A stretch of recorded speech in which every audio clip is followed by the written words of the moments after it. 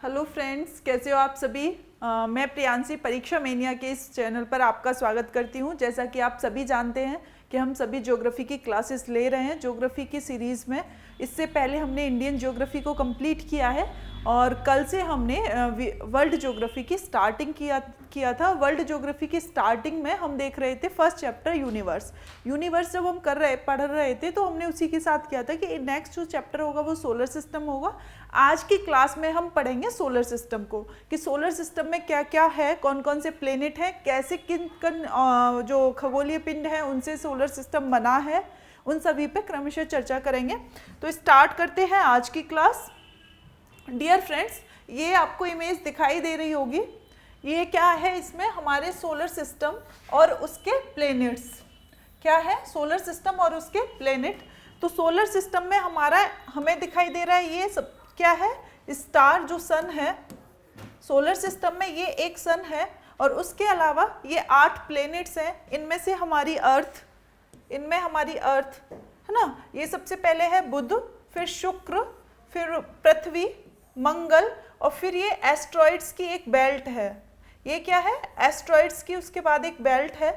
इसमें क्या है, एस्ट्रॉइड्स हैं जिन्हें हम हिंदी में क्षुद्र ग्रह बोलते हैं, एस्ट्रॉइड्स को।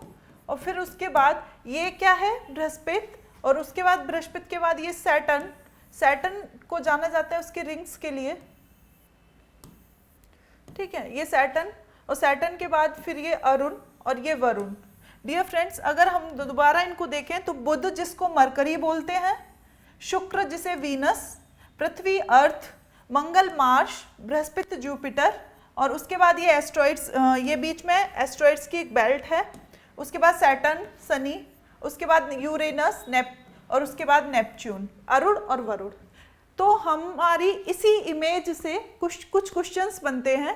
क्वेश्चंस कुछ इस क्रम में होते हैं। ये पूछ लेता है कि यहाँ से सूर्य से जो प्लेनेट है सोलर सिस्टम में उनका दूरी के हिसाब से, सूर्य से दूरी के क्रम में जो ग्रह हैं उनको लगाओ, दूरी के क्रम में या फिर आकार के क्रम में। तो डियर फ्रेंड, जब सूर्य से दूरी के क्रम में पूछा जाए तो हमारे पास आंसर क्या होंगे, बुध, शुक्र, पृथ्वी, मंगल। तो इनको बोलते हैं, जो बुध शुक्र पृथ्वी मंगल है, तो इनको हम कौन से प्लेनेट्स बोलते हैं, इनको हम बोलते हैं इनर प्लेनेट्स। बुध शुक्र पृथ्वी मंगल, इनको हम क्या बोलते हैं, इनर प्लेनेट्स। इनको हम बोलते हैं इनर प्लेनेट्स, या फिर हम इनको क्या बोलते हैं, पार्थिव ग्रह। पार्थिव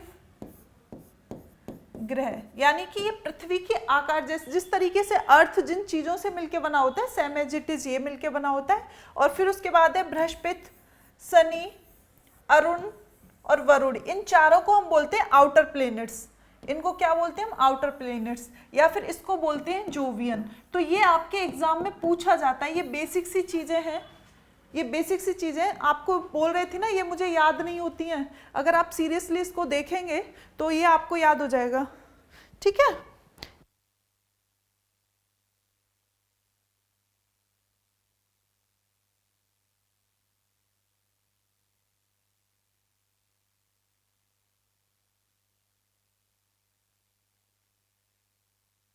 ठीक है, तो हम क्या पढ़ रहे हैं, हम देख रहे हैं सोलर सिस्टम। सोलर सिस्टम में एक सन है, ठीक है।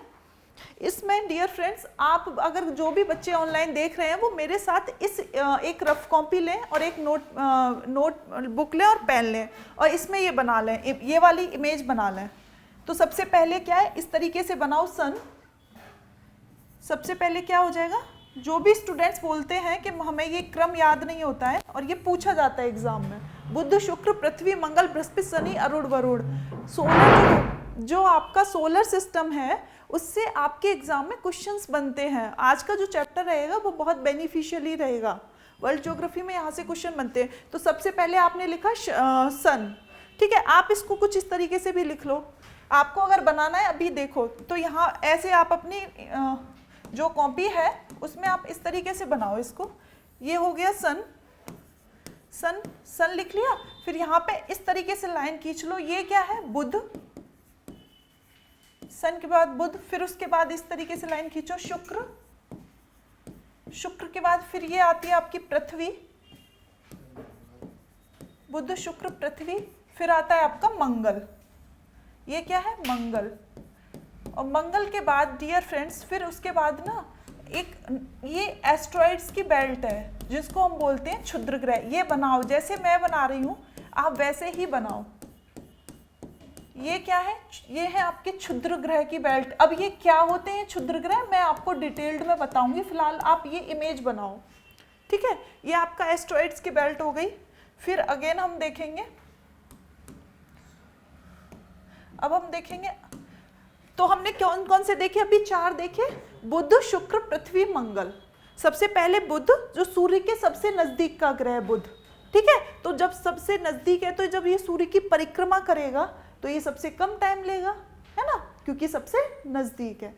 अगर मेरा ये कोई बॉल बनाओ और बॉल की जो चीज नजदीक में होगी तो वो अगर राउंड कम टाइम लेगी ना, है ना। सन क्या, एक बॉल मानो या फिर ये मानो कि ये कुछ है, ये सन हो गया, ठीक है। और जो इसकी ऑर्बिट देखे ना, आपने केमिस्ट्री में पढ़ा होगा 11th 12th में ऑर्बिट होते हैं ना चारों तरफ, ऐसे ये ऑर्बिट के वे में मान के चलो। तो सबसे नजदीक कौन सा है? बुध। इसको क्या बोलते हैं? बुध को हम मरकरी, ठीक है, बुध। फिर शुक्र, शुक्र को बोलते हैं वीनस। फिर पृथ्वी, पृथ्वी है अर्थ। और फिर है मंगल, मंगल को क्या बोलते हैं? मार्स। यहीं पे 2014 में मार्स मिशन गया था ना, तो इसी मंगल पे भेजा था अर्थ से, ठीक है, मार्स मिशन। तो ये चारों हो गए। इन चारों को बोलते हैं इनर प्लेनेट्स। इनको क्या बोलते हैं? इन चारों को बोलते हैं inner planets. Inner planets, planets मतलब ग्रह, आंतरिक ग्रह, जैसे हम हिंदी बोलते हैं आंतरिक, और इसे पार्थिव भी बोल देते हैं। और पार्थिव नाम इसका क्यों पड़ा? पार्थिव इसलिए पड़ा क्योंकि ये पृथ्वी के जैसे हैं। जैसे पृथ्वी धूल, मिट्टी और चट्टानों से बनी है, वैसे ये चारों ग्रह बने हैं। उसके बाद हमने देखी क्षुद्र ग्रह की बेल्ट। तो ये चारों याद हो गए, बुध शुक्र पृथ्वी मंगल। बुध शुक्र पृथ्वी मंगल। बुध सबसे नजदीक है, फिर उसके बाद शुक्र है, शुक्र के बाद अर्थ है, और जो अर्थ है सेम एज इट इज शुक्र है। इसीलिए पृथ्वी की जुड़वा बहन किसे कहा जाता है? शुक्र को। सुबह का तारा शुक्र, सांझ का तारा शुक्र, ठीक है। शुक्र पे सबसे ज्यादा CO2 होता है, इस वजह से शुक्र जो ग्रह है वो सबसे गर्म ग्रह होता है।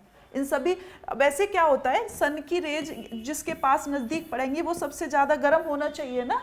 जब आता है सबसे गर्म ग्रह तो हम क्या आंसर लगाते थे? बुध। क्यों? क्योंकि सूर्य के सबसे नजदीक कौन है? बुध। सन है तो फ्लेयर्स निकलेंगी ना सन की, तो बुध होना चाहिए। लेकिन सबसे गर्म ग्रह किसे बोला जाता है? शुक्र, क्योंकि शुक्र ग्रह के पास क्या रहता है? बहुत ज्यादा मात्रा में CO2, और इसके पास सल्फर डाइऑक्साइड, ये गैसें इसमें पाई जाती हैं, इस वजह से ये गर्म ग्रह है। फिर पृथ्वी, फिर मंगल, ठीक है। मंगल के बाद ये क्या है? क्षुद्र ग्रह की बेल्ट। फिर ये चारों ग्रह याद हो गए, बुध शुक्र पृथ्वी मंगल, बुध शुक्र पृथ्वी मंगल। फिर उसके बाद क्षुद्र ग्रह की बेल्ट। डन। अब नेक्स्ट, अब हम देख रहे हैं बुध शुक्र पृथ्वी मंगल के बाद कौन सा आता है? जो सबसे बड़ा ग्रह भी है। ये कौन सा है? बृहस्पति। ये कौन सा है? बृहस्पति, जिसे हम क्या बोलते हैं? जुपिटर। जुपिटर, ठीक है। हाँ, बृहस्पति के बाद फिर कौन सा आएगा? शनि, सैटर्न, है ना। फिर कौन सा आ जाएगा? सैटर्न। इस पे ये शनि ग्रह, ये पूछा जाता है प्रश्न, कैसे पूछा जाएगा? किस ग्रह में सबसे ज्यादा रिंग्स पाई जाती हैं? तो इस तरीके की कुछ रिंग्स होती हैं। रिंग्स कैसे होती हैं? जैसे सैटर्न है ना, तो इसमें ऐसे करके रिंग्स डली होती हैं, तो वो शनि में होती हैं, ठीक है। किस में होती हैं? शनि में होती हैं। शनि के बाद फिर ये अरुण, शनि के बाद फिर ये अरुण, और ये फिर वरुण। तो अब आपको याद, पहले वो 4 याद थे, बुध शुक्र पृथ्वी मंगल, बुध शुक्र पृथ्वी मंगल। फिर हमने ये देखी क्षुद्र ग्रह की बेल्ट। फिर कौन सा होता है? बृहस्पति, जो कि सोलर सिस्टम का सबसे बड़ा प्लेनेट भी है। बृहस्पति के बाद फिर कौन सा आता है? शनि। शनि से क्वेश्चन क्या बनता है कि इसमें ना ये वलय बोलते हैं रिंग्स को। तो सैटर्न जो है इसमें बहुत बड़ी बड़ी रिंग्स होती हैं, तो इसीलिए इस पे क्वेश्चन बनता है कि किस ग्रह में सबसे ज्यादा रिंग्स होती हैं, तो वो सैटर्न में है। उसके बाद अरुण, अरुण के बाद वरुण। तो पूछा जाए सबसे ठंडा ग्रह कौन सा है? जो सूर्य से सबसे दूरी पे होगा वही क्या होगा? सबसे ठंडा ग्रह। जो सूर्य के सबसे दूरी पे होगा वही तो सबसे ठंडा होगा। आ गया? ये क्लियर हो गया?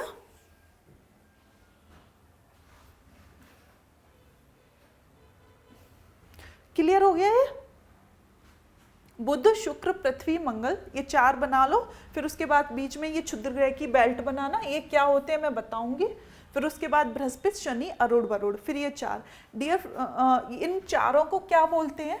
इनको बोलते हैं बाहरी ग्रह, इनको क्या बोलते हैं? Outer planets. और इनको बोलते हैं जोवियन, यानी कि बिग स्टार, जोवियन। इन दोनों में मैम अंतर क्या है? इनर प्लेनेट्स और आउटर प्लेनेट्स। आउटर डाल के इसको नाम दे देना जोवियन। जोवियन मतलब ये जुपिटर से पढ़ा है जोवियन। जुपिटर क्या है? एक बड़ा ग्रह है। डियर फ्रेंड्स, ये जो चारों होते हैं ना, ये किसके बने होते हैं? ये जो ये राइट डाउन कर लिया ना। देखो हमने इन चारों को क्या बोला था? बुध शुक्र, फिर उसके बाद हमने क्या देखा था? पृथ्वी, और पृथ्वी के बाद हमने क्या देखा था? मंगल। यही थे ना चारों, ऐसे लिखो।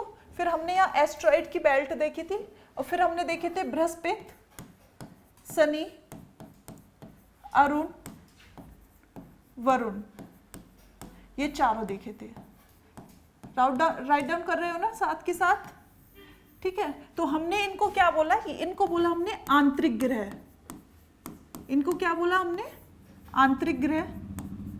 और इसको हमने क्या बोल दिया था? या फिर पार्थिव। पार्थिव पृथ्वी के नाम से पढ़ा है, पार्थिव यानी कि पृथ्वी की तरह इनका जो बने हुए हैं, जैसे अर्थ बनी हुई है वैसे ये बने हुए, टेक्सचर जो है अभी बताएंगे क्या है। और इनको हमने बोला था जोवियन प्लेनेट्स या आउटर प्लेनेट्स। जोवियन इसका नाम पड़ा जुपिटर से, क्योंकि बृहस्पति को क्या बोलते हैं? जुपिटर। ठीक है, जोवियन ग्रह। तो डियर फ्रेंड, जो ये बने होते हैं चारों, ये सन के सबसे नियरेस्ट होते हैं ना, तो ये किसके बने होते हैं? ये बने होते हैं धूल और मिट्टी के जो कण हैं, धूल मिट्टी के जो कण हैं उसके, और किससे? चट्टानों से। जो ये चारों प्लेनेट हैं, इनका जो फॉर्मेशन बना होता है बुध शुक्र पृथ्वी मंगल का, ये धूल मिट्टी के कण और चट्टानों से बने होते हैं। लेकिन जो ये वाले ग्रह हैं, ये किसके बने होते हैं? ये गैसों के बने होते हैं। गैसों के ये विशालकाय पिंड होते हैं, गैसों के विशालकाय पिंड। ऐसा क्यों है? अगर हम क्यों जान लेंगे, जैसा कि मेरा पढ़ाने का तरीका भी है, जब तक क्यों क्लियर नहीं होगा हम अपने कॉन्सेप्ट को अच्छे से समझेंगे। गैसों के विशालकाय पिंड है। ऐसा क्यों कि ये गैसों के बने हुए हैं, बृहस्पति शनि अरुण वरुण, और ये धूल मिट्टी के बने हुए हैं और चट्टानों के बने? इसका क्या कारण है? ऐसा क्यों है ना? और इनको आंतरिक ग्रह बोल जाते हैं। इसका मतलब है बृहस्पति शनि अरुण वरुण के कंपैरिजन में ये छोटे हैं, ये इसके कंपैरिजन में छोटे हैं। और ये बृहस्पति, चूंकि मैंने बताया ना सबसे बड़ा ग्रह बृहस्पति होता है, शनि अरुण वरुण ये बड़े ग्रह हैं। ये इनमें अंतर ये है कि ये गैसों के बने होते हैं और ये किसके बने हुए हैं? धूल मिट्टी के कण और चट्टान। डियर फ्रेंड्स, यहाँ पे सन है ना, और सन की जो रेज हैं, सूर्य की जो किरणें विकिरण है, वो यहाँ पे जो धूल मिट्टी के जो ये भी गैस थी। सबसे पहले जब हमने कल यूनिवर्स की बात की थी तो बताया था ना, यूनिवर्स में क्या थे? गैसों के और धूल पार्टिकल्स थे। तो जो यहाँ पे जो गैसें थी ना इन चारों प्लेनेट्स में, तो वो गैसें क्या की? सन की जो रेज से वो अट्रैक्ट कर ली। लेकिन यहाँ पे ये सन से दूर है, तो इस वजह से इसकी जो ज़्यादा इस पर फर्क नहीं पड़ा, सन की रेज का इस पे ज़्यादा फर्क नहीं पड़ा। तो यहाँ पे इसने अपनी ग्रेविटी को की वजह से गैसेस को बनाए रखा, लेकिन यहाँ पे इसने इन गैसेस को अपनी ओर खींच लिया सन ने। तो इस वजह से ये धूल मिट्टी के कण रह गए और ये किसके बन गए? गैसों के विशालकाय पिंड। तो इन चारों में अंतर हो गया।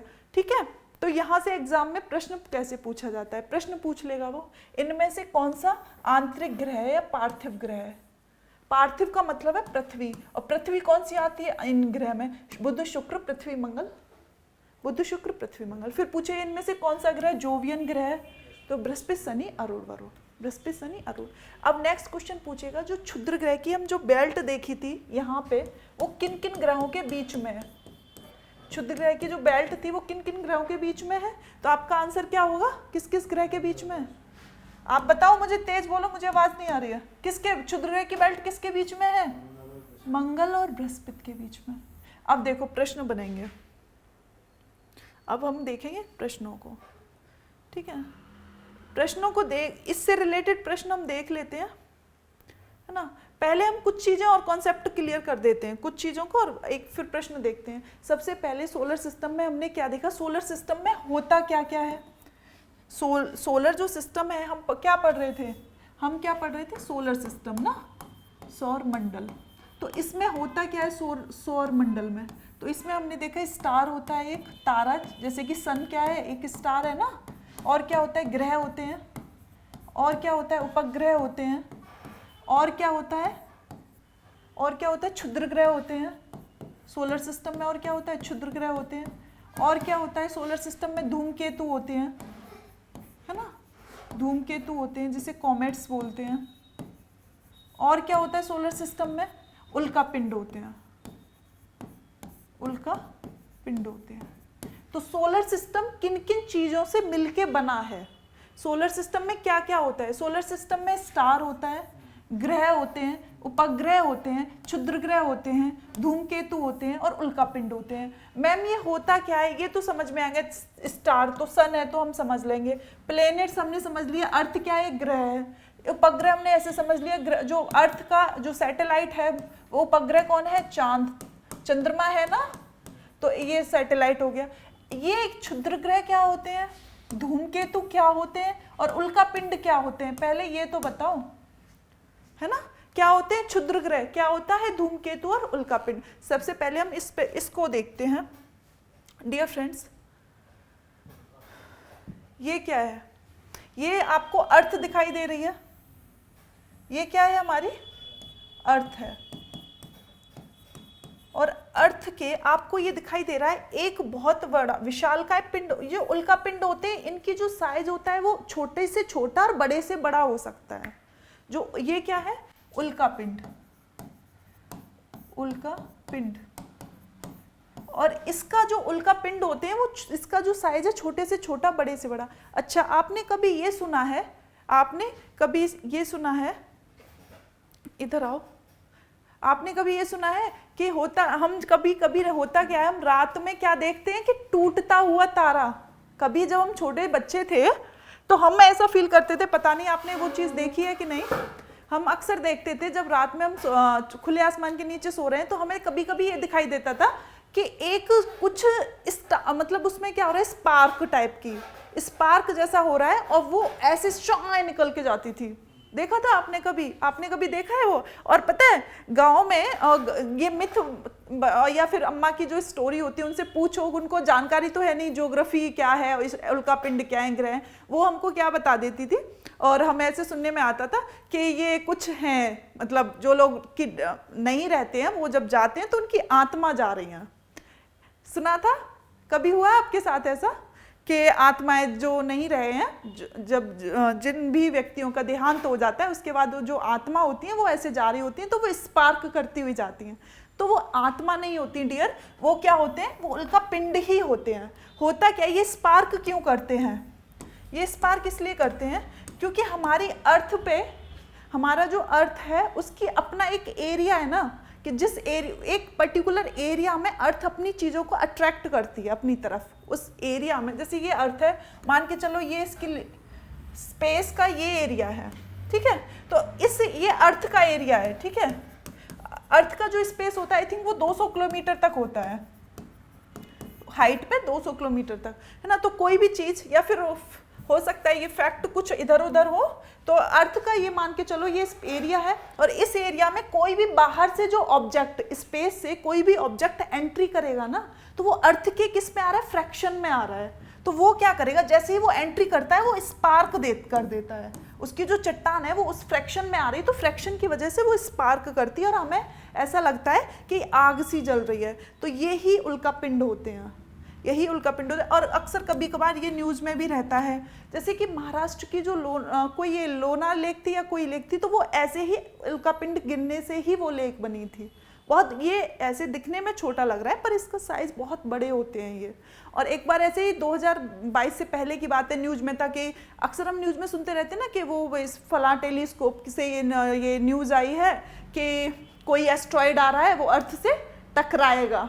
तो ऐसे ही एस्ट्रॉयड होते हैं, ये बहुत मामूली सी जगह से अगर निकल जाते हैं, है ना, जैसे कोई जो स्पेस एजेंसी होती है वो पहले ही कैप्चर कर लेती हैं कि कोई ऑब्जेक्ट आ रहा है, अर्थ के इन्वायरमेंट में कोई ऑब्जेक्ट आ रहा है तो होता क्या है, वो आता है हमको, जैसे वो कोई ऑब्जेक्ट, ये अर्थ का वो है ना, यहाँ अर्थ की लिमिट है, यहाँ से हमें लगेगा, वो एजेंसी को कोई लगेगा कि ये कोई ऑब्जेक्ट है वो आ रहा है, लेकिन वो इसके एरिया में जा भी सकता है नहीं, पर क्या होता है वो, अगर वो ऐसे आया और ऐसे टकरा के यूं निकल गया तो वो नहीं जा पाता, लेकिन अगर वो ऐसे जाए और कहीं भी किसी भी पर्टिकुलर एरिया में गिरेगा तो वहाँ से लॉस चीज़ें प्रॉब्लम होंगी। तो यही क्या होते हैं, उल्कापिंड होते हैं।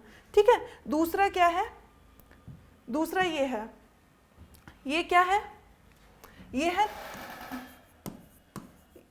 ये भी उल्कापिंड का ही है, धूमकेतु का, हाँ ये धूमकेतु, ये है धूमकेतु की इमेज,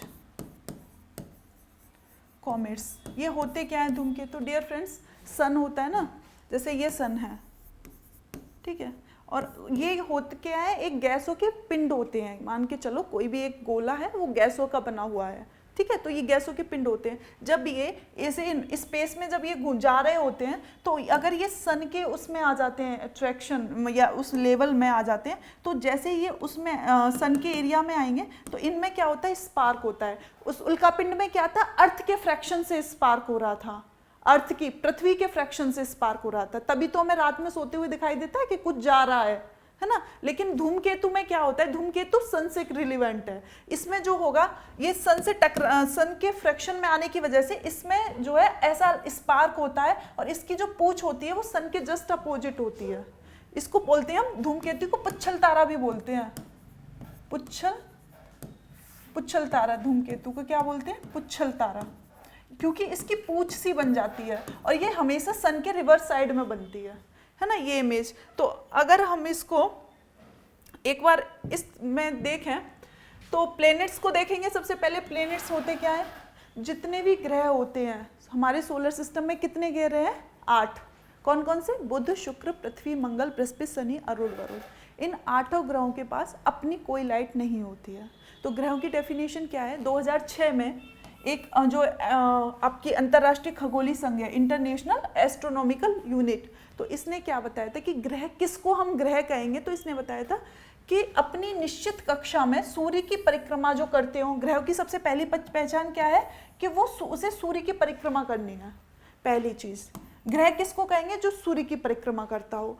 ऐसे खगोलीय पिंड जो अपनी गुरुत्वाकर्षण शक्ति से अपनी कक्षा के आसपास अवस्थित अन्य पिंड, जो भी उल्का पिंड है, क्षुद्र ग्रह है, धूमकेतु है, या तो खुद में समाहित कर ले या कक्षा से पूर्णतः बाहर कर दे, उसको ग्रह कहेंगे। मेनली क्या है, वो सूर्य की परिक्रमा करता हो और उसके जो गुरुत्वाकर्षण एरिया है उसमें जो भी धूमकेतु उल्का पिंड आ रहे हो, या तो वो उससे अपनी तरफ खींच ले या उसे बाहर कर दे, वो ग्रह। दूसरी चीज ग्रह की पहचान है कि ऐसे खगोलीय पिंड जिसमें पर्याप्त मास हो, जैसे अर्थ में एक मास है ना, मास किसे समझ रहे हैं ना, द्रव्यमान जिसे बोलते हैं, है ना। तो मास को जनरली हम वेट के सिनोनियम में मानते हैं, पर वेट अलग होता है, मास अलग होता है ना। तो मास हो ताकि वह अपनी गुरुत्वाकर्षण शक्ति के माध्यम से अपने लगभग गोलाकार स्वरूप को संतुलित कर ले, इसको याद रखने की जरूरत नहीं। तीसरा और इम्पोर्टेंट ये है कि प्लैनेट्स के पास अपना कोई लाइट या हीट नहीं होती है। प्लैनेट के पास अपनी कोई लाइट या हीट नहीं होती है, ये सूर्य से ही अपनी ऊष्मा प्रकाश प्राप्त करते हैं। तो जितने भी प्लैनेट हैं, बुध, शुक्र, पृथ्वी, मंगल, बृहस्पति, शनि, अरुण, वरुण, इनके पास ना तो अपनी लाइट होती है ना ही अपनी हीट होती है। ये लाइट और हीट दोनों किससे लेते हैं, सन से। अगर सन ना हो तो सोचो अर्थ का जो सिचुएशन वो कैसी हो, ना लाइट होगी ना हीट होगी, जो कि लाइफ के लिए बहुत जरूरी है। तो क्या लाइफ सर्वाइव कर पाएगी, नहीं कर पाएगी। ग्रहों का अपने अक्ष पर घूमना या घूर्णन, ये नेक्स्ट है ना। तो कितनी, ये हो गई ग्रह की डेफिनेशन। उसके बाद हमने अभी धूमकेतु या इसको पुच्छल तारा भी बोलते हैं, तो हमने इसको देखा था, क्या देखा था कि जो सन है उससे उसकी जो ग्रेविटी है उससे कोई स्टार, ये जो खगोलीय पिंड है वो जाएगा और इसकी पूंछ सी इसके रिवर्स बनती है। अगर ये है तो इसके अपोजिट डायरेक्शन में बनेगी, है ना। तो धूमकेतु आकाश में धूल, बर्फ और गैस से निर्मित पिंड होते हैं जो सूर्य के परवलयाकार पथ पर अनियमित परिक्रमा करते हैं। जब भी कोई धूमकेतु सूर्य के नजदीक पहुंच जाता है तो गर्म होने के बाद उनसे गैसों के फुहारे निकलने लगते हैं, जिससे पूंछ जैसी संरचना का निर्माण होता है। इसे ही पुच्छल तारा कहते हैं। तो एस्ट्रॉइड जैसे कि मैंने इमेज दिखाई थी धूम के पुच्छल तारे की, ये रही, ठीक है। ये हो गया पुच्छल तारे की जो पूंछ होती है वो हमेशा सन के अपोजिट डायरेक्शन में होती है। अगर सन यहाँ है तो इसकी पूंछ इसके अपोजिट डायरेक्शन में बनेगी, ठीक है। ये हो गया पुच्छल तारे। नेक्स्ट है एस्ट्रॉइड, जैसा कि मैंने बताया था मंगल और बृहस्पति के बीच में जो क्षुद्र ग्रह होते हैं ये भिन्न भिन्न आकार के पिंडों की पट्टी के रूप में मंगल और बृहस्पति के बीच में होते हैं, है ना। क्षुद्र ग्रह सूर्य के चारों तरफ अन्य ग्रहों के समान ही दीर्घवृत्तीय पश्चिम से पूर्व की ओर ये करते हैं। उल्कापिंड मंगल और बृहस्पति के क्षुद्र ग्रह, ये उल्कापिंड अलग है जो मैंने एक्सप्लेन कर दिया था, ठीक है। अब हम देखते हैं प्रश्नों को, ओके। अब हम शुरुआत करते हैं आज के प्रश्नों की। जो भी अभी तक हमने लेक्चर पढ़ा था उससे क्या क्या एक्सपेक्टेड क्वेश्चन आ रहे हैं और प्रीवियस में क्या है, इससे ये प्रूव्ड हो जाएगा कि जो हम पढ़ रहे हैं क्या वही पढ़ रहे हैं जो एग्जाम से रिलेवेंट है या फिर कुछ और ही पढ़ रहे हैं, है ना। ये प्रूव्ड हो जाएगा। निम्नलिखित में से कौन सा सौर मंडल का भाग नहीं है? मैंने क्या बताया था अभी, सोलर सिस्टम में क्या क्या आता है। सोलर सिस्टम में एक स्टार होता है, अब ग्रह होते हैं, उपग्रह होते हैं, धूमकेतु होते हैं, उल्कापिंड होते हैं, क्षुद्र ग्रह होते हैं। तो सोलर सिस्टम में क्या क्या है? क्षुद्र ग्रह सोलर सिस्टम का पार्ट है, ग्रह है, धूमकेतु है। क्या हमने निहारिका पढ़ी? ये तो यूनिवर्स में पढ़ा था ना, आकाशगंगा, ये सोलर सिस्टम में तो नहीं पढ़ा था। जो भी बच्चे आज पहली बार क्लास ले रहे हैं वो इससे पहले प्रीवियस लेक्चर में जाएं। तो कल हमने यूनिवर्स पढ़ा था, यूनिवर्स की उत्पत्ति में हमने बताया था कि एक हमारा सोलर सिस्टम जिस तरीके से, उस तरीके से कई सोलर सिस्टम है और उन सब सोलर सिस्टम को मिला के क्या बनती है? आकाशगंगा। और उसी आकाशगंगा का एक पार्ट और ऐसी कई आकाशगंगाओं से मिला के क्या बन रहा है? यूनिवर्स बन रहा है। तो हमने ब्रह्मांड में पढ़ा था कि नेबुला होती है, ब्रह्मांड में पढ़ा था ना, सोलर सिस्टम में तो नहीं पढ़ा था। तो इसका आंसर क्या होगा? इसका आंसर क्या होगा? डी। इसका आंसर क्या होगा? डी, ठीक है। समझ में आया सोलर सिस्टम का भाग कौन नहीं है? तो सोलर सिस्टम में ग्रह, उपग्रह, क्षुद्र ग्रह, धूमकेतु, ये सभी खगोलीय पिंड होते हैं, उसमें निहारिका नहीं होती। नेक्स्ट क्वेश्चन, यह किसने सर्वप्रथम प्रतिपादित किया कि सूर्य हमारे सौरमंडल का केंद्र है और पृथ्वी उसी की परिक्रमा करती है? डियर फ्रेंड, जब सोलर सिस्टम और यूनिवर्स की जो थ्योरी चल रही थी तो उससे पहले विभिन्न लोगों ने अपनी अपनी राय व्यक्त की थी। तो जो पहले थे उससे पहले ये थे हमारे कोपरनिकस, और कोपरनिकस से पहले एक व्यक्ति ने बताया था कि अर्थ स्टेबल है और ये सन जो है और बाकी जो खगोलीय पिंड है वो इसकी परिक्रमा करते हैं। लेकिन जो पहले व्यक्ति थे कोपरनिकस ने बताया था कि ऐसा नहीं है कि सन घूमता रहता है, सन तो स्टेबल है, लेकिन जो अर्थ है वो चारों तरफ सूर्य की परिक्रमा करती है। यानी कि सूरज तो केंद्र में है, सूरज क्या है? केंद्र में है, पृथ्वी चारों ओर घूम रही है। सूरज की परिक्रमा कौन करती है? पृथ्वी घूम करती है। तो ये किसने बताया था सबसे पहले? कोपरनिकस ने, ठीक है। नेक्स्ट क्वेश्चन क्या बोल रहा है? हमारे सोलर परिवार जो सोलर सिस्टम है उसके संदर्भ में निम्न में से कौन सा कथन सही है? तो अभी हम सोलर सिस्टम कर चुके हैं, जानेंगे सोलर सिस्टम। हमारे सोलर सिस्टम के सभी ग्रहों में पृथ्वी जो है वो सघनतम है। मतलब कि जितने भी हमारे सोलर सिस्टम है उन सभी प्लेनेट हैं, 8 प्लेनेट है ना, उनमें सघनतम का मतलब है डेंस। सबसे ज्यादा डेंस क्या अर्थ है? आप बताइए कौन है? अच्छा, क्वेश्चन समझ में नहीं है। डेंसिटी का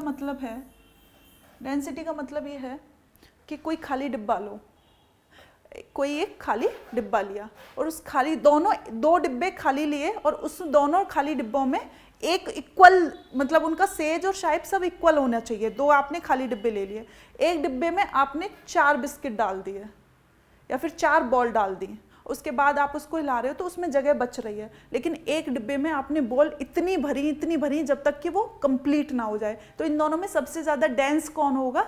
जिसमें ज़्यादा बॉल हैं, जिसमें स्पेस कम बच रहा है ना। डेंसिटी सबसे ज़्यादा, घनत्व, सघनतम का इसी को बोलते हैं घनत्व और इंग्लिश में इसको बोलते हैं डेंसिटी। अब एक और दूसरी तरीके से समझाऊं, 2 डिब्बे सेम साइज के सेम आकार के लिए, एक में आपने बॉल डाल दी और एक में आपने पानी भर दिया। सबसे ज़्यादा डेंस, अब जो जिसमें डिब्बे में पानी भरा है वो ज़्यादा डेंस होगा ना, उसमें जगह बिल्कुल नहीं बच रही ना, घनत्व तो समझ में आ रहा है, और लेकिन बॉल वाले में तो जगह बचेगी ना, तो घनत्व तो आ गया समझ में। तीसरा और ऑप्शन लूँ, एक में आपने पानी भर दिया और दूसरे डिब्बे में आपने कोई भी ऑयल डाल दिया, तो सबसे ज़्यादा डेंस कौन सा होगा, पानी वाला ऑयल वाला? ऑयल वाला ना, ऑयल की डेंसिटी ज़्यादा है, उसमें स्पेस नहीं बच रहा। तो सघन अर्थ में सबसे ज़्यादा गैसेज है ना, इसका इन्वायरमेंट में सबसे ज़्यादा गैसेज है, धूल कण चट्टान मिट्टी, बाकी और में नहीं है। तो सबसे ज़्यादा अर्थ क्या है, डेंस है। ठीक है, कौन सा सही है? पृथ्वी के संगठन में मुख्य तत्व सिलिकॉन है। क्या अर्थ का जो टेक्सचर है उसमें सिलिकॉन है? नो। इसमें सबसे ज़्यादा क्या है, आयरन है 35%। उसके बाद सेकंड नंबर पे क्या है आयरन के बाद? फिर ऑक्सीजन है अर्थ की, फिर क्या है, ऑक्सीजन है, और ऑक्सीजन के बाद तीसरे नंबर पे क्या है, सिलिकॉन है। इसे मैं अभी नेक्स्ट चैप्टर जो होगा ना सोलर सिस्टम के बाद डियर फ्रेंड, नेक्स्ट चैप्टर होगा कि जो अर्थ है, अर्थ हमें बाहर से तो दिखाई देती है ना ग्लोब जैसी, लेकिन उसके अंदर क्या है? हम सब तो अर्थ के ऊपर रहते हैं ना, हम सब तो अर्थ के ऊपर रहते हैं, तो उसके अंदर क्या है, इसे बोलते हैं, चैप्टर का नाम है पृथ्वी की आंतरिक संरचना, मतलब वो अंदर से कैसी है अर्थ, तो हम इसको पढ़ेंगे उसमें। ठीक है, तो आप बिल्कुल परेशान ना हो, इसको पढ़ेंगे हम नेक्स्ट चैप्टर में। सूर्य में सौर परिवार के मास का 75% है, यानी कि जो टोटल पूरा सोलर सिस्टम है जो टोटल, उसमें जो सन है वो उसका 75 रिप्रेजेंट करता है। तो ये 75 नहीं करता, ये कितना करता है, 99.8 सन में, सोलर सिस्टम में 99.8 रिप्रेजेंट करता है। नेक्स्ट कह रहा है सूर्य का जो व्यास है, जो डायमीटर है सूर्य का, वो पृथ्वी के डायमीटर का 190 गुना है। क्या? जैसे अगर ये अर्थ है और ये सन है, तो इसका जो टोटल डायमीटर है अर्थ का, वो अर्थ का जो टोटल डायमीटर है वो सन के डायमीटर का कितना गुना है, तो 109 गुना। मतलब सन का जो डायमीटर है वो अर्थ के डायमीटर का 109 गुना है। समझ रहे हो कितना बड़ा है सन, अर्थ से कितना बड़ा है, उसका टोटल डायमीटर अर्थ के डायमीटर से 109 गुना है, ना कि 190। तो ये तीनों तो गलत है, कौन सा सही होगा? ठीक है, नेक्स्ट क्वेश्चन, 2 क्वेश्चन है, ओके सॉरी, समझ में आ रहा है ना सभी को? नेक्स्ट क्वेश्चन, सोलर सिस्टम में बताओ, इसका आंसर दो। ये आपके एग्जाम के ऐसे भी क्वेश्चन आते हैं। सोलर सिस्टम में कितने प्लेनेट है, कितने, कौन कौन से बताओ? बुध, बोलो आगे, शुक्र, पृथ्वी, मंगल, बृहस्पति गुड, शनि गुड, अरुण, वरुण। तो ये कितने हो गए? 8। पहले कितने थे? 9। लेकिन 2006 में प्लेटो भी एक प्लेनेट हुआ करता था, उसको बौने ग्रह के दर्जा दे दिया गया था, क्योंकि वो दूसरे प्लेनेट के ऑर्बिट में भी एंट्री कर लेता था। और जबकि प्लेनेट किसको बोला है? जो अपने ऑर्बिट में सन के अराउंड घूमे, ना कि दूसरे प्लेनेट में जाके एंट्री करे। तो पहले 9 थे, अब प्लेटो को निकाल दिया, अब 8 ही हैं। बुध, शुक्र, तुमको याद हो गए, तुमको पता है, तुमको प्लेनेट याद हो गए, बुध, शुक्र, पृथ्वी, मंगल, बृहस्पति, शनि, अरुण, वरुण। अब कैसे भी क्वेश्चन बनाए, दूरी से भी बनाए, सूर्य से दूरी के क्रम में बताओ कौन सा है। क्षुद्र ग्रह किस किस के बीच में रहते हैं? वेरी गुड, मंगल और बृहस्पति, क्या बात है। तो इसमें टोटल 8 ग्रह हैं, ये ना, इसको हम सही कर लेंगे, कोई बात नहीं है। इसमें टोटल कितने ग्रह हैं? 8 ग्रह।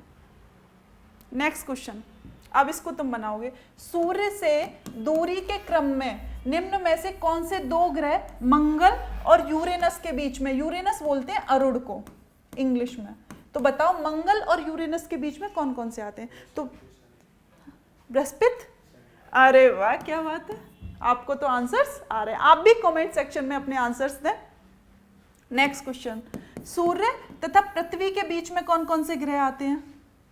सूरज के बाद कौन कौन से प्लेनेट आते हैं? सूर्य और पृथ्वी, मतलब सूरज के बाद और पृथ्वी से पहले दूरी के क्रम में। हाँ, वेरी गुड, बुध और, क्या बात है, तुमको तो इससे पहले पढ़ा है कि आज ही क्लास में हो गए आप सुपर फास्ट? गुड, बुध और शुक्र। आपको पता है आप किस लेवल के क्वेश्चन कर रहे हो? प्रीवियस ईयर की बुक उठा के देखना, किसी भी एग्जाम की, वनडे एग्जाम से लेके अपर क्लास तक, आप स्टेट पीसीएस के क्वेश्चंस को भी सॉल्व कर रहे हो इसमें। ये सब स्टेट पीसीएस के क्वेश्चंस हैं, है ना। मैंने इसमें सारे क्वेश्चंस लिए हैं जो अब तक सभी परीक्षाओं में आए हुए हैं इस टॉपिक से रिलेटेड, मैंने सभी को उठाया है। नेक्स्ट क्वेश्चन, पृथ्वी किस किस के बीच में स्थित है? पृथ्वी किस किस के बीच में स्थित है बताओ? क्या वो शुक्र और मंगल के बीच में है? बुध शुक्र, हाँ वेरी गुड, वो किस किस के बीच में? शुक्र और मंगल। नेक्स्ट क्वेश्चन, प्लेनेट्स के बारे में बताओ। मैंने अभी बताया था ना प्लेनेट्स के पास, अभी मैंने क्या बताया था, इनके पास अपना सबसे पहला प्लेनेट्स की क्या कंडीशन होनी चाहिए? वो सूर्य के चारों परिक्रमा करे। दूसरा मैंने बताया इनके पास अपना प्रकाश नहीं होता और ताप नहीं होता, वो सूर्य से ही लाइट और एनर्जी लेते हैं। अब इनमें बताओ ग्रह के बारे में कौन सा सही है? ग्रह प्रकाशहीन, हीन का मतलब उनके पास नहीं होता, होते हैं किंतु ये चमकते भी नहीं है, ऐसा तो नहीं है। प्रकाशहीन तो होते हैं, प्रकाश नहीं होता, लेकिन ये चमकते हैं, तो ये गलत होगा। ये अप्रकाशमान होते हुए भी चमकते हैं, मतलब इनके पास अपनी लाइट नहीं होती, इसके बावजूद भी ये चमकते हैं। तीसरा बोल रहा है ये प्रकाशवान होते हैं किंतु चमकते नहीं, चमकते तो हैं, ठीक है। फिर चौथा बोल रहा है ये प्रकाशवान भी हैं और चमकते भी हैं, लाइट तो नहीं होती इनके पास, तो ये भी गलत है। कौन सा सही है? ऑप्शन बी, इनके पास अपनी लाइट नहीं होती लेकिन चमकते तो हैं। हम देखते हैं ना, देखते हैं ना। नेक्स्ट क्वेश्चन, सूर्य के सबसे नजदीक का ग्रह कौन सा है? बताइए, सूर्य के सबसे नजदीक का ग्रह कौन सा है? बुध, वेरी गुड, क्या बात है। बुध जो है सूर्य के नजदीक है, इसीलिए सबसे कम समय में बुध क्या कर लेता है? सूर्य की परिक्रमा कर लेता है। कितने दिन में? 88 दिन में। कितने दिन में? 88 दिन में। शुक्र को क्या बोलते हैं? सुबह का तारा, मॉर्निंग स्टार और इवनिंग स्टार। शुक्र को क्या बोलते हैं? मॉर्निंग स्टार, इवनिंग स्टार, सांझ का तारा। और क्या बोलते हैं शुक्र को? सबसे गर्म ग्रह कौन सा है? शुक्र है। और क्या पता है शुक्र के बारे में? पृथ्वी की जुड़वा बहन कौन है? शुक्र है। पृथ्वी की, एक प्रश्न आता है, पृथ्वी की जुड़वा बहन, पृथ्वी की जुड़वा बहन कौन है? तो वो शुक्र ही है, ठीक है। तो ये सब शुक्र के बारे में हो गया। प्लूटो अब ग्रह से किस श्रेणी से निकाल दिया गया? कब निकाला? ये क्वेश्चन आता है तो 2006 में प्लूटो को ग्रह की श्रेणी से बाहर कर दिया था। नेक्स्ट क्वेश्चन, निम्नलिखित युग्मों में से कौन सा सही सुमेलित नहीं है? इनमें से कौन सा गलत है? ऑप्शन ए बोल रहा है कि सौरमंडल का सबसे बड़ा ग्रह कौन सा है? तो सबसे बड़ा ग्रह कौन सा है सौरमंडल का? बृहस्पति, तो ये तो सही है। नेक्स्ट क्वेश्चन बोल रहा है कि सौरमंडल का सबसे छोटा ग्रह कौन सा है? तो वो कौन सा है? बुध, ये भी सही है। नेक्स्ट बोल रहा है सौरमंडल का सर्वाधिक चमकीला, चमकीला सबसे कौन सा है? कौन सा है? हा? मंगल। इसके बारे में थोड़ा हम स्टार लगाते देखेंगे, ठीक है। सौरमंडल का सबसे मंदतम ग्रह, सबसे मंदतम मतलब जो सबसे सूर्य की सबसे स्लो चलता है, सबसे देर में परिक्रमा करता है, तो वो कौन है? नेपच्यून। इसे क्या बोलते हैं? वरुण, क्योंकि ये सबसे ज्यादा दूर है ना, तो सबसे स्लो भी चलेगा। तो ये तो सही है और ये भी सही है, ये सही है। कौन सा बच रहा है, कौन सा सही नहीं है? तो मुझे लगता है यही इसका आंसर होगा, पर एक बार भी इसे देख लेंगे। नेक्स्ट क्वेश्चन, अभी हम क्वेश्चन क्या आ रहा है? सूर्य की ऊर्जा का क्या सोर्स है? सन के पास इतनी एनर्जी क्यों आती है, कैसे आती है, किसके द्वारा? क्या होता है नाभ की संलयन? ये तो सही है नाभ की संलयन, पर होता क्या नाभ की संलयन? इसमें क्या होता है कि हाइड्रोजन जो है वो हीलियम में कन्वर्ट होती है, और हाइड्रोजन जब हीलियम में कन्वर्ट होगी, है ना, हाइड्रोजन हीलियम में कन्वर्ट होगी तो उससे क्या निकलती है? एनर्जी निकलती है। तो वही इस सन की एनर्जी का राज है। इसके पास इतनी ऊर्जा क्यों, कैसे आती है? नाभ की संलयन का प्रोसेस होता है, उसमें हाइड्रोजन हीलियम में चेंज होती है, और जब ये चेंज होती है तो इससे एनर्जी निकलती है। वही एनर्जी जो है सूर्य की एनर्जी का राज है, ठीक है। नेक्स्ट क्वेश्चन, डियर फ्रेंड्स, अक्सर आपने सुना हो ना सूर्य ग्रहण और चंद्र ग्रहण, ये पढ़ते रहते हैं, है ना। क्या होता है सूर्य ग्रहण? हम इसको देखेंगे ना, एग्जाम के पॉइंट ऑफ व्यू से क्वेश्चन आता है सूर्य ग्रहण। तो सूर्य ग्रहण क्या होता है, इसी के बारे में पता है? पहले मैं बता देती हूँ डियर फ्रेंड्स, सूर्य ग्रहण कैसे पड़ता है? जब चंद्रमा, किस चंद्रमा? सूर्य और पृथ्वी के बीच में आ जाता है। जब चंद्रमा सूर्य और पृथ्वी के बीच में आ जाता है तो सूर्य ग्रहण होता है, ठीक है, इसकी मैंने एक ट्रिक बनाई है, मैं ऐसे भी याद कर लेती हूँ। पेचिस, सूर्य ग्रहण को ट्रिक ये पेचिस, ये मैंने न्यूमोनिक सा बना रखा है कि जब चंद्रमा किस किस के बीच में है, सूर्य और पृथ्वी के बीच में, तो क्या हो जाता है, सूर्य ग्रहण पड़ता है तो सबको पेचिस होता है। तो कैसे, चंद्रमा किसके बीच में है, सूर्य और पृथ्वी के बीच में। तो ये जब सूर्य ग्रहण किस दिन पड़ता है तो उस दिन क्या होता है, क्या वो पूर्णिमा होती है, अमावस्या होती है, चतुर्थांश होता है, या किसी भी दिन पड़ जाता है ऐसे ही इरेगुलर। किस दिन पड़ता है सूर्य ग्रहण? नो वे। पूर्णिमा को पता है क्या होता है, चंद्र ग्रहण होता है, चंद्र ग्रहण होता है। जो ये होता है ना सूर्य ग्रहण, वो हर अमावस्या को तो नहीं, जब भी पड़ेगा उस दिन अमावस्या को होता। सूर्य ग्रहण कब होता है, अमावस्या। अमावस्या को ही हम न्यू मून डे बोलते हैं। अमावस्या को हम क्या बोलते हैं, न्यू मून डे इसलिए बोलते हैं क्योंकि ना 15 दिन का एक पीरियड होता है, 15 दिन का एक पीरियड होता है, 15 दिन बाद वो फिर से पुनः दिखाई देने लगता है ना। तो इस वजह से इसे न्यू मून डे बोलते हैं। फर्स्ट डे, मून जब बनेगा तो उसका फर्स्ट डे अमावस्या होता है। नेक्स्ट क्वेश्चन उसने पूछ लिया, सूर्य से पृथ्वी की दूरी। जब हम छोटे से होते हैं तो हम क्या सोचते हैं ना, ये सन हमसे कितनी दूर है, हम जहाँ हैं, हम तो अर्थ पे हैं, तो सन हमसे कितनी दूर है। ये क्वेश्चन आता है ना दिमाग में, जब हम छोटे होते हैं तो सन को देखते थे, क्वेश्चन आता है ना कि चंद्रमा हमसे कितनी दूर है, सूरज हमसे कितनी दूर है ना, ये जो दिखाई दे कितनी दूरी है। तो इसकी जो दूरी है वो 149.6 मिलियन किलोमीटर है, मिलियन में। सन से जो दूरी है अर्थ की वो कितनी है, 149.6 मिलियन किलोमीटर है। हाँ ठीक है, क्या हुआ, नेक्स्ट क्वेश्चन। पृथ्वी जो है वो सूर्य से निकटतम दूरी पर होगी। किस दिन पृथ्वी सूर्य के सबसे नजदीक होती है? 4 जुलाई को तो सबसे दूर होती है डियर, 4 जुलाई को क्या होती है, सबसे दूर होती है, और इसी दिन क्या बोला जाता है, अपसौर। इस कॉन्सेप्ट को मैं अभी नेक्स्ट क्लास में कराऊंगी, इसको कराऊंगी कि क्यों होती है 4 जुलाई को सबसे दूर। क्योंकि आपने सुना है ना, गर्मियों में दिन होते हैं बड़े, है ना, गर्मियों में दिन क्या होते हैं, बड़े होते हैं। तो 4 जुलाई को पृथ्वी सबसे सूर्य के सबसे दूर होती है, इसको बोलते हैं अपसौर। और 3 जनवरी को, जनवरी में क्या होते हैं, दिन छोटे होते हैं ना, दिन छोटे लगते हैं, होते नहीं है, लगते हैं। सनसेट क्या हो जाता है, जल्दी हो जाता है। तो 3 जनवरी को सूर्य जो है वो पृथ्वी के सबसे निकटतम होता है। इसको हम कौन सी स्थिति बोलते हैं, इसको हम बोलते हैं उपसौर की स्थिति। उपसौर, मैंने क्या बोला अभी, हाँ मैंने क्या बोला अभी, ऐसा हमें प्रतीत होता है पर होता नहीं है। ये सारी चीजें ना सन के रोटेशन वाले चैप्टर में ये पूरा टॉपिक है, तो उस पर पूरा लेक्चर होगा और सारे आपके माइंड के जितने भी डाउट्स हैं सब क्लियर कर दिए जाएंगे, है ना। अभी आज हमने सोलर सिस्टम का टॉपिक पढ़ा था, उससे रिलेवेंट क्वेश्चन लगाए, ये क्वेश्चन आ गए तो मैंने बता दिया कि एग्जाम के पॉइंट ऑफ व्यू से ये है सूर्य से निकटतम। ये ना 3 जुलाई, 4 जुलाई, 21 सितंबर और 22 मार्च, इनको क्या बोलते हैं, विषुव बोलते हैं, बसंत विषुव। इस दिन सूर्य की जो किरणें हैं वो इक्वेटर पे सीधी पड़ती हैं और 6 मतलब इक्वल 12 घंटे का दिन, 12 घंटे की रात, इस तरीके से होते हैं। तो ये दिन होते हैं 21 सितंबर, 22 मार्च।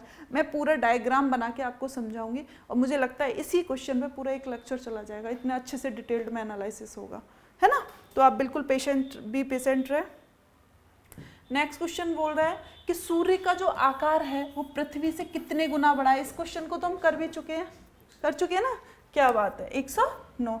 नेक्स्ट क्वेश्चन, निम्नलिखित ग्रह युग्मों में से कौन बिना सैटेलाइट के, ये प्रश्न अक्सर परीक्षाओं में पूछा जाता है ना, कौन कौन से ग्रह हैं जो बिना, मतलब जिनका कोई सैटेलाइट नहीं है? बुध और शुक्र, बुध और शुक्र, बुध और शुक्र ऐसे 2 ग्रह हैं जिनकी अपनी कोई सैटेलाइट नहीं है, ठीक है। नेक्स्ट क्वेश्चन, कौन सा ग्रह है जो सबसे कम समय में सूर्य का चक्कर लगा देता है? तो आप बताओ इसका आंसर। जो सबसे नजदीक होगा वही क्या होगा, सूर्य की परिक्रमा सबसे पहले लगा देगा। तो इसका आंसर क्या होगा, बुध।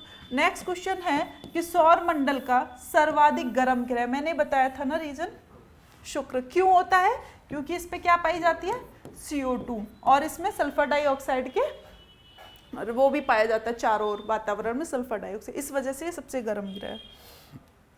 नेक्स्ट क्वेश्चन क्या बोल रहा है, अभी हमने बताया था इवनिंग स्टार किसको कहा जाता है, ये आपके लिए तो हलवा है अब, है ना। शुक्र को evening star, morning star. Next question, शुक्र जो है वो इस ग्रह पर मानव का जीवन का होना अत्यधिक असंभव है। क्यों? क्योंकि CO2 इतनी ज़्यादा मात्रा में है कि हमको ऑक्सीजन कैसे मिलेगी फिर सांस लेने के लिए, तो मानव के लिए इम्पॉसिबल है यहाँ पे लाइफ। इसका रीजन उसने क्या दिया है कि शुक्र के जो वायुमंडल में कार्बन डाइऑक्साइड का अत्यधिक उच्च स्तर होता है। तो रीजन भी सही है और असर्शन भी सही है। तो स्टेटमेंट और रीजन दोनों सही है। दोनों क्या एक्सप्लेन कर रहे हैं? बिल्कुल कर रहे हैं, ठीक है। नेक्स्ट क्वेश्चन, मैंने बता ही दिया था पृथ्वी की जुड़वा बहन कहे जाने वाला कौन सा है? Evening star, morning star. Crust में बहुतायात से पाए जाने वाला रासायनिक तत्व कौन सा है? एल्यूमिनियम है, सिलिकॉन है, ऑक्सीजन है, आयरन है। तो हमने क्या बताया था?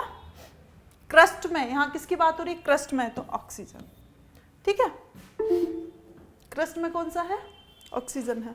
तो इसी के साथ आज की क्लास हमारी यहीं पे समाप्त होती है। अगर क्लास पसंद आए तो प्लीज़ चैनल को लाइक करें, शेयर करें, सब्सक्राइब करें। धन्यवाद।